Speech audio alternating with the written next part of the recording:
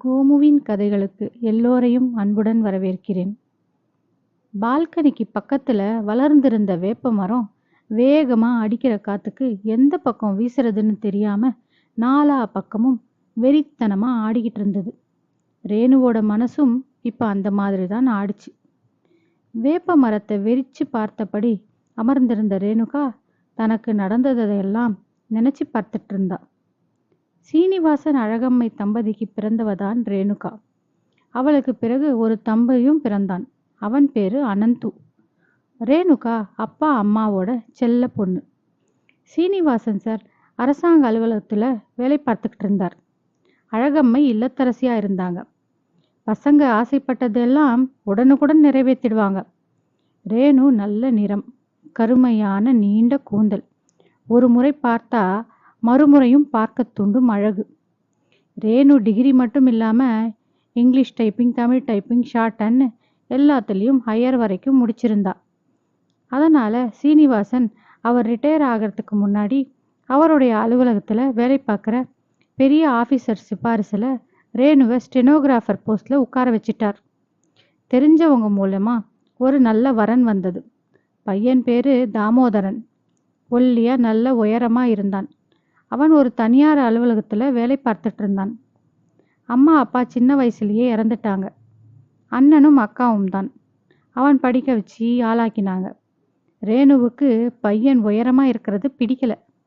ஆனா சீனிவாசனுக்கும் அழகம்மைக்கும் மாமியார் மாமனார் கொடுமை இருக்காதுன்னு சம்பந்தத்தை பேசி முடிச்சிட்டாங்க. ரிட்டையர்மெண்ட் தொகை கையில இருந்ததால ஜாம் ஜாம்னு கல்யாணத்தை நடத்தினார் சீனிவாசன். மாப்பிள்ளையோட அண்ணன் வீட்டு பக்கத்திலேயே வாடகைக்கு வீடு பார்த்து ரேணுவும் தாமுவும் குடியேறினாங்க. ஆரம்பத்துல ரேணுவை வாங்க போங்கன்னு தான் தாமு கூப்பிடுவான். ரேணுவுக்கு ஒரு பக்கம் சங்கடமா இருக்கும், இன்னொரு பக்கம் சந்தோஷமா இருக்கும். வீட்டு வேலையை பொறுத்த வரைக்கும் ரேணுவுக்கு எதுவுமே தெரியாது. மெல்ல தாமு கூட சேர்ந்துக்கிட்டு சமையல் எல்லாம் செய்ய ஆரம்பிச்சா.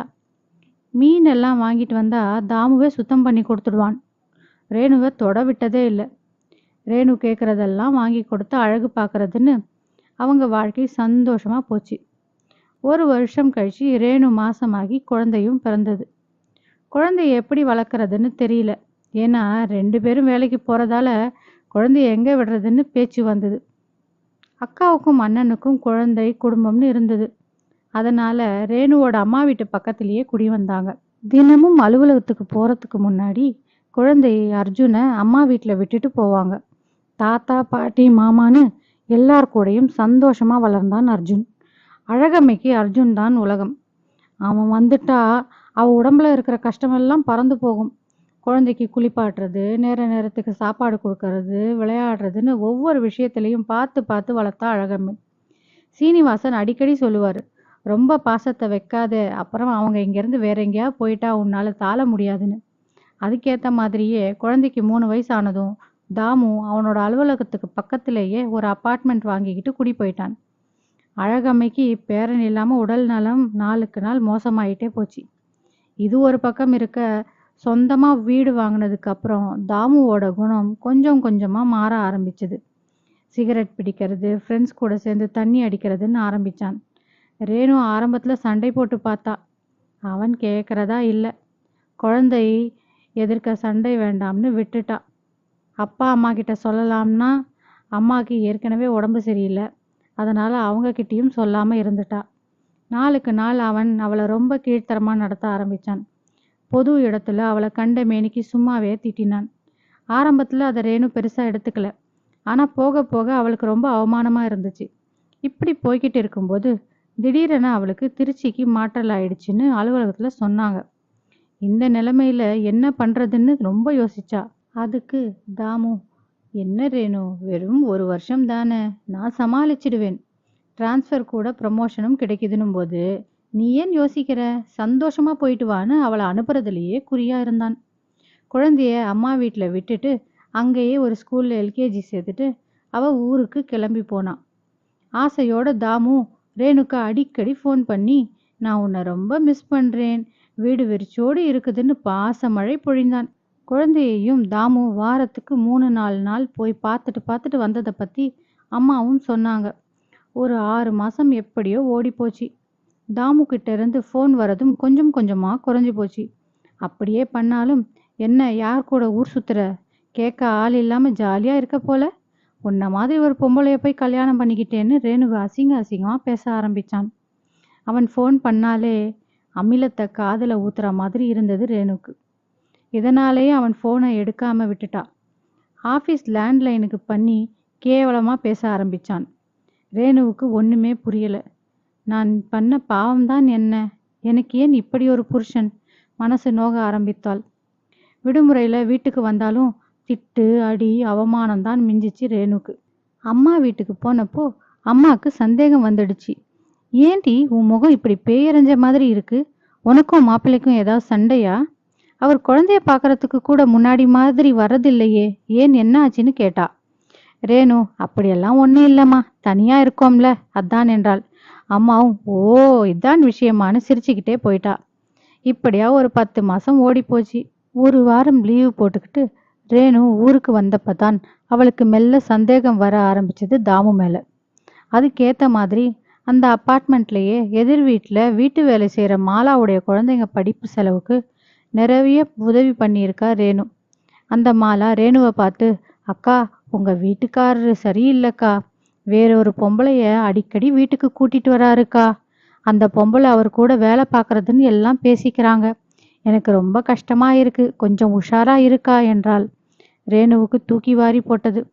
இதனாலதான் என்னை அசிங்கப்படுத்தி விரட்டிவிட பார்க்கிறானா என்று மனதுக்குள் முணுமுணுத்தாள்.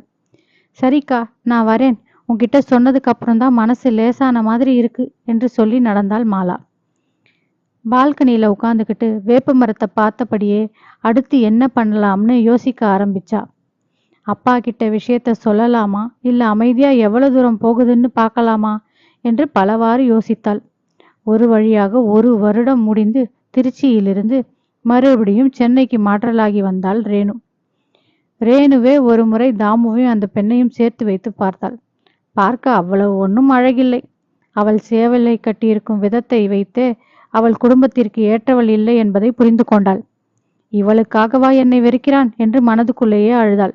தன் தம்பி அனந்துவை கூப்பிட்டு நடந்த எல்லாத்தையும் சொன்னான். அனந்துக்கு கோபத்தை அடக்க முடியல. இரு, அவனுக்கு ஒன்னாதான் என் ஆத்திரம் அடங்கும்னு எழுந்தவனை அமைதிப்படுத்தினார் ரேணு. இல்லடா, தெரிஞ்சோ தெரியாமலோ நான் அவனை விரும்பி தொலைச்சிட்டேன். என் குழந்தைக்காகவும் அவனை மன்னிச்சிடு. ஆனா அவனுக்கு ஒரு பாடம் புகட்டாம நான் ஓய மாட்டேன். இதுக்கு உன் உதவி எனக்கு தேவை. அப்பா அம்மாக்கு இது தெரிய வேணாம்டா ப்ளீஸ் என்று கெஞ்சினாள். ஆனாலும் அனந்துவால தாங்கிக்க முடியல. அக்கா மீது மிகுந்த பாசம் உடையவன். அவளுடைய வாழ்க்கை இப்படி ஆயிடுச்சேன்னு ரொம்ப வருத்தப்பட்டான். ரேணு அவளோட சம்பளத்துல 3/4 தாமுவோட அக்கௌண்ட்டுக்கு மாசம் மாசம் டிரான்ஸ்ஃபர் பண்ணிடுவா. அதை முதலில் நிறுத்தினான். பிறகு அனந்து கிட்ட சொல்லி ஒரு வீடு பார்க்க சொன்னான். அவ அலுவலகத்துக்கு பக்கத்திலேயே ஒரு வீடு கிடைச்சிது. பக்கத்திலேயே ஸ்கூலும் கிரச்சும் இருந்ததால அந்த வீட்டுக்கு அட்வான்ஸ் கொடுத்துட்டா ரேணு. கல்யாணத்தப்போ வீட்டுக்கு தேவையான சாமான் மொத்தமும் அப்பா வாங்கி கொடுத்ததுதான். தாமு அவன் கள்ளக்காதலியோட 2 நாள் வெளியூர் போயிருந்தான். அந்த சமயத்துல தம்பி உதவியோட அக்கம் பக்கத்துல யார்கிட்டையும் சொல்லாம மொத்த வீட்டையும் காலி பண்ணிட்டா ரேணு. டிரான்ஸ்ஃபர் ஆகி வந்த ஆபீஸ் பிரான்ச் தாமுக்கு தெரியாது. அதுவும் ரேணுவுக்கு சந்தோஷமாயிடுச்சு. ஏன்னா பழைய ஆபீஸ்ல போய் விசாரிச்சா ஊழியர்களோட விவரம் எல்லாம் தரமாட்டாங்க. தாமு ஊர்ல இருந்து வந்து வீட்டை பார்த்தவுடன் அதிர்ச்சி அடைந்தான். பக்கத்துல கேட்டதுல ரேணு வந்து எல்லாத்தையும் காலி பண்ணிட்டு போனதா சொன்னாங்க. தாமுவுக்கு கோபம் உச்சத்தலைக்கு ஏறிடுச்சு. அவளுக்கு எவ்வளவு தைரியம் இருந்தா இப்படி பண்ணுவான்னு போனை எடுத்து ரேணுவை கூப்பிட்டான். இவனுடைய நம்பரை தான் ரேணு பிளாக் பண்ணிட்டாளே. அதே கோபத்தோட ரேணுவோட அம்மா வீட்டுக்கு போனான். அங்க வீடு பூட்டி இருந்தது. விசாரிச்சதுல ரேணுவோட அப்பா அம்மா 1 மாசத்துக்கு க்ஷேத்ராடம் போயிருக்கிறதா சொன்னாங்க. அனந்துக்கு ஃபோன் பண்ண பயமா இருந்தது தாமுக்கு. அவனுடைய அக்காவை இவன் கொடுமைப்படுத்தினது தெரிஞ்சா ஆஜானு பகவா உடம்பு வளர்த்து வச்சிருக்கிற அனந்து அடிச்சா தாமு தாங்க மாட்டான். அதனால அமைதியா வீட்டுக்கு போய் வீட்டுக்கு தேவையான பொருள் எல்லாம் கொஞ்சம் கொஞ்சமா வாங்கி போட்டான். இப்பவும் அவன் திருந்தல. அவனோட கள்ளக்காதலியோட ஊரை சுத்திக்கிட்டு அவளுக்காக பணத்தை தண்ணியா செலவழிச்சான். அவளும் தனக்கு தேவையானது எல்லாம் வாங்கிக்கிட்டா. நகை, புடவை, ரெசார்ட், ரெஸ்டாரண்ட்னு அவளுக்காக செலவழிச்சதுல தாமுவோட பேங்க் பேலன்ஸ் நில் ஆயிடுச்சு. அடுத்த வேளை சாப்பாட்டுக்கு ஃப்ரெண்ட்ஸ் கிட்ட கையேந்திர நிலைமை வந்துடுச்சு. இவன்கிட்ட பணம் இல்லாததால அவனுடைய கள்ளக்காதலி இவனை வெட்டி விட்டுட்டு வேற ஒருத்தன் கூட சுத்த ஆரம்பிச்சிட்டா. தாமுக்கு அப்பதான் அவன் பண்ண தப்பு புரிஞ்சுது. ஒழுங்கா இருந்த ரேணுவை எவ்வளவு அசிங்கப்படுத்த முடியுமோ அசிங்கப்படுத்தி அனுப்பிட்டேனே. என் குழந்தை அர்ஜுனும் ரேணுவும் என் கூட வந்து சேர மாட்டாங்களான்னு ஓவென்று அழுதான். இங்க ரேணு குழந்தை அர்ஜுனோட சந்தோஷமா வாழ்ந்துகிட்டு இருந்தா. தாமுவோட வாழ்ந்த வாழ்க்கைய கெட்ட கனவா நினைச்சு மறக்க முயற்சித்து கொண்டிருந்தாள். ஒரு நாள் வீட்டு வேலை செய்யற மாலாவை வழியில பார்த்தா ரேணு. அவள், அக்கா, உன் வீட்டுக்காரர் ரொம்ப மாறிட்டாரு. இருக்கிற இடம் தெரியாம அமைதியா போறாரு வராரு. வீட்டுல சாமி பாட்டு பூஜைன்னு ரொம்ப மாறிட்டாருக்கா. அந்த அப்பார்ட்மெண்ட்ல இருக்கிற எல்லாருக்குமே இப்ப அவரை பார்த்தா பாவமா இருக்கு என்றாள் மாலா. ரேணு இதை அனந்த் சொன்னான்.